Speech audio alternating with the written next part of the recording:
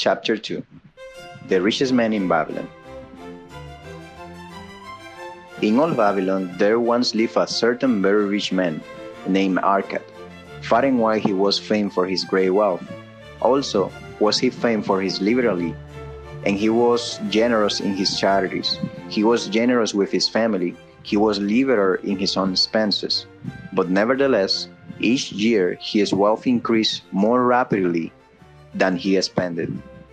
And there were certain friends of younger days who came to him and said, "You, Arkad, are more fortunate than we. You have become the richest man in all Babylon while we struggle for existence. You can wear the finest garments and you can enjoy the rarest foods, while we must be content if we can clothe our families in raiment that is presentable and feed them as best we can. Yet, once we were equal, we study under the same master, we play in the same games, and in neither the studies nor the games did you outshine us. And in the years since, you have been no more an honorable citizen than we. Nor have you worked harder or more faithfully, in so far as we can judge. Why then should a fickle fate single you out to enjoy all the good things of life and ignore us who are equally deserving?" Thereupon Arkad remonstrated with them, saying, "If you have not acquired more than a bare system in the years since we were youths, it is because you either have failed to learn the laws that govern the building of wealth, or else you do not deserve them. Fickle fate is a vicious goddess who brings no permanent good to anyone. On the contrary, she brings ruin to almost every man upon whom she showers unearned gold. She makes wanton spenders, who soon dissipate all they receive and are left based by overwhelming appetites and desires they have not the ability to gratify. Yet others whom she favors become misers and hoard their wealth, fearing to spend what they have, knowing they do not possess the ability to replace it. They further are best by fear of robbers and doom themselves to lives of emptiness and secret misery. Others there probably are who can take unearned gold and add it and continue to be happy and contented citizens. But so few are they. I know of them but by hearsay. Think you of the men who have inherited sudden wealth, and see if these things are not so." His friends admitted that of the men they knew who had inherited wealth, these words were true, and they besought him to explain to them now he had become possessed of so much prosperity. So he continued, "In my youth I looked about me and saw all the good things there were to bring happiness and contentment, and I realized that wealth increased the potency of all this. Wealth is a power. With wealth many things are possible. One may ornament the home with the richest of furnishings. One may sail the distant seas. One may feast on the delicacies of far lands. One may buy the ornaments of the gold worker and the stone polisher. One may even build mighty temples for the gods. One may do all these things and many others in which there is delight for the senses and gratification for the soul. And when I realized all this, I decided to myself that I would claim my share of the good things of life. I would not be one of those who stand afar off, enviously watching others enjoy. I would not be content to clothe myself in the cheapest raiment that looked respectable. I would not be satisfied with the lot of a poor man. On the contrary, I would make myself a guest at this banquet of good things. Being, as you know, the son of a humble merchant, one of a large family with no hope of an inheritance, and not being endowed, as you have so frankly said, with superior powers or wisdom, I decided that if I was to achieve what I desire, time and study would be required. As for time, all men have it in abundance. You, each of you, have to let slip by sufficient time to have made yourself wealthy, yet you admit you have nothing to show except your good families, of which you can be justly proud. As for study, did not our wise teachers teach us that learning was of two kinds, the one kind being the things we learn anew, and the other being the training that taught us how to find out what we did not know? Therefore, did I decide to find out how one might accumulate wealth, and I went I had found out to make this my task and do it well. For is it not wise that we should enjoy while we dwell in the brightness of the sunshine? For sorrows enough shall descend upon us when we depart for the darkness of the world of spirit. I found employment as an scribe in the hall of records, and long hours each day I labor upon the clay tablets, week after week, and month after month. I labored yet for my earnings I had now to show, food and clothing and penance to the gods, and other things of which I could remember not what. Absorbed all my earnings, but my determination did not leave. And one day, Algamish, the moneylender, came to the house of the city master and ordered a copy of the nymph law, and he said to me, I must have this in 2 days, and if the tax is done by that time, 2 coppers will I give to you. So I labored hard, but the law was long, and when Algamish returned, the task was unfinished. He was angry, and had I been a slave, or his slave, he would have beat me. But knowing the city master would not permit him to injure me, I was unafraid. So I said to him, Algamish, you are a very rich man. Tell me how I may also become rich, and all night I will care upon the clay, and when the sun rises, it shall be completed. He smiled at me and replied, You are a forward knave, but we will call it a bargain. All that night I cared, though my back pain and the smell of the wick made my head ache until my eyes could hardly see. But when he returned as soon as the tablets were complete. Now, I said, tell me what you promised. You have fulfilled your part of our bargain, my son, he said to me kindly, and I am ready to fulfill mine. I will tell you these things you wish to know, because I am becoming an old man, and an old man's tongue loves to wag. And when youth comes to age for advice, he receives the wisdom of years. But too often does youth think that age knows only the wisdom of days that are gone, and therefore profits not.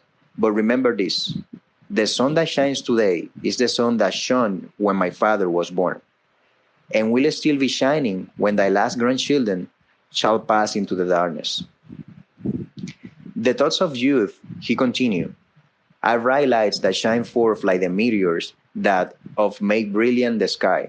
But the wisdom of age is like the fixed stars that shine so unchained that the sailor may depend upon them to steer his course. Mark you well my words, for if you do not, you will fail to grasp the truth that I will tell you, and you will think that your night's work has been in vain. Then he looked at me sharply from under his shaggy brows and said in a low, forceful tone, I found the road to wealth when I decided that a part of all I earned was mine to keep, and so will you. Then he continued to look at me with a glance that I could feel pierced me, but said no more. Is that all? I asked. That was sufficient to change the heart of a sheep herder into the heart of a moneylender, he replied. But all I earn is mine to keep, is it not? I demanded. Far from it, he replied. Do you not pay the garment maker? Do you not pay the sandal maker? Do you not pay for the things you eat? Can you live in Babylon without spending? What have you to show for your earnings of the past month? What for the past year? Fool, you pay to everyone but yourself. Dollar, you labor for others, as well be a slave, and work for what your master gives you to eat and wear. If you did keep for yourself 1/10 of all you earn, how much would you have in 10 years? My knowledge of the numbers did not forsake me, and I answered, as much as I earn in 1 year. You speak but half the truth, he returned. Every gold piece you save is a slave to work for you. Every copper it earns, it is his child that also can earn for you. If you would become wealthy, then what you save must earn, and his children must earn, that all may help to give to you the abundance you crave. You think I ship you for your long night's work, he continued, but I am paying you 1,000 times over if you have the intelligence to grasp the truth I offer to you. A part of all you earn is yours to keep. It should not be less than 1/10, no matter how little you earn. It can be as much more as you can afford. Pay yourself first. Do not buy from the clothes maker and the sandal maker more than you can pay out of the rest, and still have enough for food and charity and penance to the gods. Wealth, like a tree, grows from a tiny seed. The first copper you save is the seed from which your tree of wealth shall grow. The sooner you plant the seed, the sooner shall the tree grow. And the more faithfully you nourish and water the tree with consistent savings, the sooner may you bask in contentment beneath its shade. So saying, he took his tablets and went away. I took much about what he had said to me, and it seemed reasonable, so I decided that I would try it. Each time I was paid, I took one from each 10 pieces of copper and hid it away.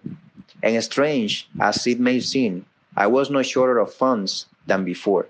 I noticed little difference as I managed to get along without it, but often I was tempted, as my hoard began to grow, to spend it for some of the good things the merchant displayed, brought by camels and ships from lands of the Phoenicians, but I wisely refrained. A 12 month after Algamish had gone, he again returned and said to me, Son, have you paid to yourself no less than 1/10 of all you have earned for the past year? I answered proudly, Yes, master, I have. That is good, he answered, beaming upon me. And what have you done with it? I have given it to Asmur, the brickmaker, who told me he was traveling over the far seas, and in Tyre he would buy for me the rare jewels of the Phoenicians. When he returns, we shall sell these at high prices and divide the earnings. Every fool must learn, he growled. But why trust the knowledge of a brickmaker? About jewels, why would you go to the brickmaker to inquire about the stars? No, by my tonic, you would go to the astrologer. If you have power to think, your savings are gone. Youth, you have jerked your wealth tree up by the roots. But plan another. Try again. And next time, if you have advice about the jewels, go to the jewel merchant. If you would know the truth about sheep, go to the herdsman. Advice is one thing that is freely given away, but you watch that you take only what is worth having. He who takes advice about his savings from one who is inexperienced in such matters, and it was as he said, for the Phoenicians are scoundrels and sold to Ashmur worthless bits of glass that look like gems. But as Algamish had beat me, I again saved each 10 copper, for I now had formed the habit and it was no longer difficult. Again, 12 months later, Algamish came to the room of the scribes and addressed me. What progress have you made since last I saw you? I have paid myself faithfully, I replied, and my savings I have entrusted to Agar, the shield maker, to buy bronze, and each fourth month he does pay me the rental. That is good. And what do you do with the rental? I do have a great feast with honey and fine wine and a spice cake. Also, I have bought me a scarlet tonic, and someday I shall buy me a Jonas upon which to ride. To which Algamish laughed. You do eat the children of your savings? Then how do you expect them to work for you? And how can they have children that will also work for you? First, get thee an army of golden slaves, and then many a rich banquet may enjoy without regret. So saying, he again went away. Nor did I again see him for 2 years. When he once more returned, and his face was full of deep lines and his eyes dropped, for he was becoming a very old man, and he said to me, Arkad, hast thou yet achieved the wealth you dream of? And I answered, Not yet all that I desire, but some I have, and it earns more, and its earnings earn more. And do you still take the advice of brickmakers? About brickmaking, they give a good advice, I returned. Arkad, he continued, you have learned the lessons well. You first learned to live upon less than you could earn. Next, you learned to seek advice from those who were competent through their own experiences to give it. And lastly, you have learned to make gold work for you. You have taught yourself how to acquire money, how to keep it, and how to use it. Therefore, you are competent for a responsible position. I am becoming an old man. My sons think only of spending and give no thought to earning. My interests are great, and I fear too much for me to look after. If you will go to Nippur and look after my lands there, I shall make you my partner, and you shall share in my estate. So I went to Nippur and took charge of his holdings, which were large. And because I was full of ambition, and because I had mastered the three laws of successfully handling wealth, I was enabled to increase greatly the value of his properties. So I prospered much. And when the spirit of Algamish departed from the sphere of darkness, I did share in his estate as he had arranged under the law. So spake Arkad, and when he had finished his tale, one of his friends said, "You were indeed fortunate that Algamish made you an heir." Fortunate only in that I had the desire to prosper before I met him. For 4 years, did I not prove my definiteness of purpose by keeping 1/10 of all I earned? Would you call a fisherman lucky who for years so studied the habits of the fish that with each changing wind he could cast his nets about them? Opportunity is a holy goddess who wastes no time with those who are unprepared. You had a strong willpower to keep on after you lost your first year's savings. You are unusual in that way, spoke up another. Willpower? Retorted Arkad. What nonsense! Do you think willpower gives a man the strength to lift a burden the camel cannot carry, or to draw a load the oxen cannot push? Willpower is but unflinching purpose to carry a task you set for yourself to fulfillment. If I set for myself a task, be it ever so trifling, I shall see it through. How else shall I have confidence in myself to do important things? Should I say to myself, for 100 days, I walk across the bridge into the city, I will pick from the road a pebble and cast it into the stream? I would do it. If on the seventh day I passed by without remembering, I would not say to myself, tomorrow I will cast the two pebbles, which will do as well. Instead, I would retrace my steps and cast the pebble. Not on the 20th day would I say to myself, Arkad, this is useless. What does it avail you to cast a pebble every day? Throw in a handful and be done with it. No, I would not say that, nor do it. When I set a task for myself, I complete it. Therefore, I am careful not to start difficult and impractical tasks, because I love leisure. And then another friend spoke up and said, if what you tell is true, and it does seem as you have said reasonable, then being so simple, if all men did it, there would not be enough wealth to go around.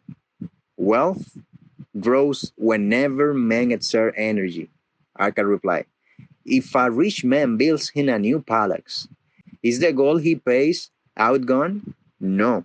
The brickmaker has part of it, and the laborer has part of it, and the artist has part of it, and everyone who labors upon the house has part of it.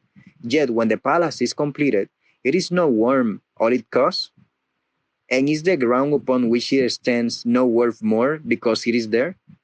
And is the ground that adjoins it no worth more because it is mere?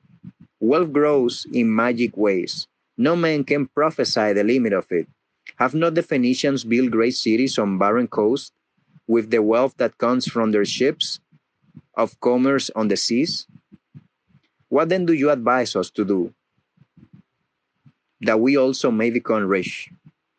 Asked still another of his friends. The years have passed, and we are no longer young men, and we have nothing to put by. I advise that you take the wisdom of Algamish and say to yourself, a part of all I earn is mine to keep. Say it in the morning when you first arise. Say it at noon. Say it at night. Say it at each hour of every day. Say it to yourself until the words stand out like letters of fires across the sky. Impress yourself with the idea. Fill yourself with the thought. Then take whatever portion seems wise. Let it be no less than 1/10, and lay it by.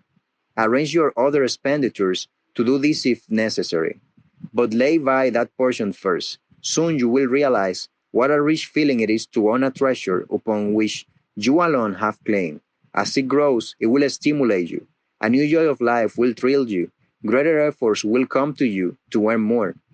For of your increased earnings, will not the same percentage be also yours to keep? Then learn to make your treasure work for you. Make it your slave. Make its children and his children's children work for you, ensuring income for thy future. Look thou at the age and force not that in the days to come, thou also will be numbered among them. Therefore invest thy treasure with greatest caution, that if it not lost, usures rates of return are deceitful sirens that sing but to lure the unwary upon the rocks of loss and remorse. Provide also that family may not want should the gods call thee to their realms. For such protection, it is always possible to make provisions with small payments at regular intervals. Therefore, the provident man delays not in expectation of a large sum of becoming available for such a wise purpose. Consult with wise men. Seek the advice of men whose daily work is handling money. Let them save you from such an error as I myself made it in entrusting my money to the judgment of Ashmur, the brickmaker. A small return and a safe one is far more desirable than risk. Enjoy life while you are here. Do not overstrain or try to save too much. If 1/10 of all you earn is as much as you can comfortably keep, be content to keep this portion. Live otherwise according to your income, and let not yourself get niggardly and afraid to spend. Life is good, and life is rich, with things worthwhile and things to enjoy. His friends thanked him and went away. Some were silent because they had no imagination and could not understand. Some were sarcastic because they thought that one so rich should divide with all friends not so fortunate. But some had in their eyes a new light. They realized that Algamish had come back each time to the ruin of the scribes because he was watching a man who worked his way out of darkness into light. When that man had found the light, a place awaited him. No one could fill that place until he had for himself worked out his own understanding, until he was ready for opportunity. These latter were the ones who in the following years frequently revisited Arkad, who received them gladly. He consulted with them and gave them freely of his wisdom, as men of broad experience are always glad to do. And he assisted them in so investing their savings that it would bring in a good interest with safety and would neither be lost nor entangled in investments that pay no dividends. The turning point in these men's lives came upon that day when they realized the truth that had come from Algamish to Arkad and from Arkad to them. A part of all you earn is yours to keep.